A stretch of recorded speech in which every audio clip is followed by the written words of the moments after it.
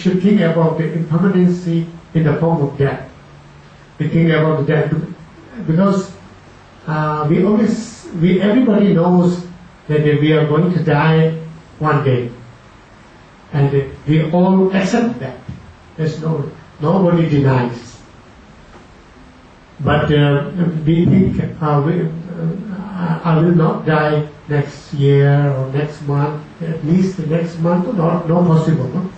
We are quite sure we will till next year or definitely next month, right? So we think in that way. We don't think in other way. So if we think in that way, then we develop our attachment to this life. If we develop our attachment to this life, then we forget about next life and liberation and enlightenment, right? So therefore, to remind us for the practice, it is very useful, and we realize that it is our form, this precious human form, is impermanent, can disappear anytime. There are many reasons why it can disappear anytime, because there are less favorable conditions to live, to give you guarantee that you will live long.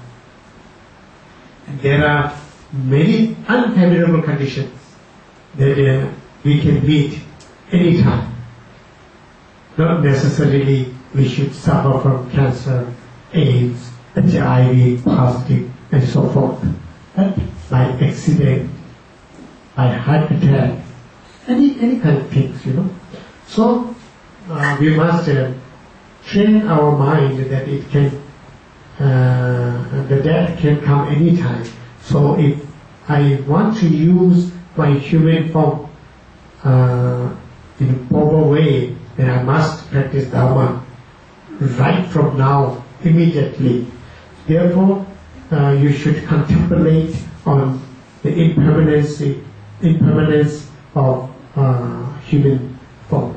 Okay, that is third one.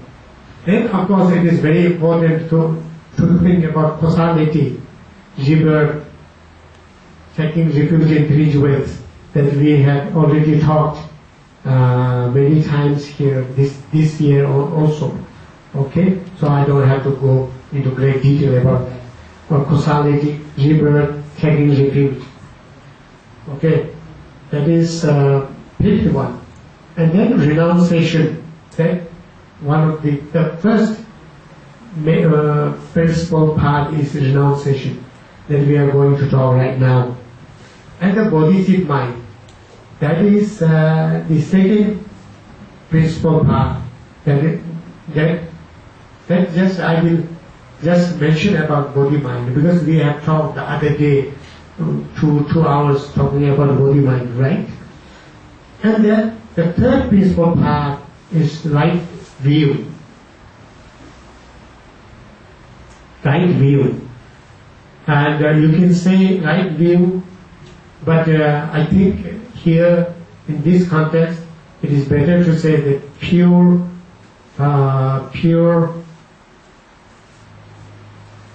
utterly pure view. Because right view, taking refuge in three jewels, is right view. Believing in causality is right view. Rebirth is right view. But when we talk about the right view here, out of three principal parts, that is, we are talking about emptiness, the ultimate truth. So it is, I think, it could be better if I put utterly pure view. And then samatha and vipassana. Samatha is, in English, it is translated as calm, abiding. Calm, abiding. So our mind calms down, and then it sits on one object. It doesn't, no distraction at all. Even the subtlest distraction will not be there. That is calm abiding. In Sanskrit, it's a samatha. And then vipassana. Vipassana is an insight, what they translate these days. Okay? Insight. And so, more about analytical meditation. So analyze on impermanence, analyze on emptiness. So union of samatha and vipassana is the main weapon to destroy samsara, cyclic exists. Right? Cyclic exists. It's a circle, what we call, and it is called samsara. It is circle. It can be described, roughly speaking, we can describe as the circle. But it is called circle because we take rebirth in the 6 realms. So we take circle in these 6 realms. We never get out of that. So since beginningless time, we have been taking rebirth in these 6 realms. Sometimes here, sometimes there. So in 6 realms. So we have been repeating, taking rebirth in this. That's why it is called cyclic existence. And rebirth, seeking refuge in 3 jewels, renunciation,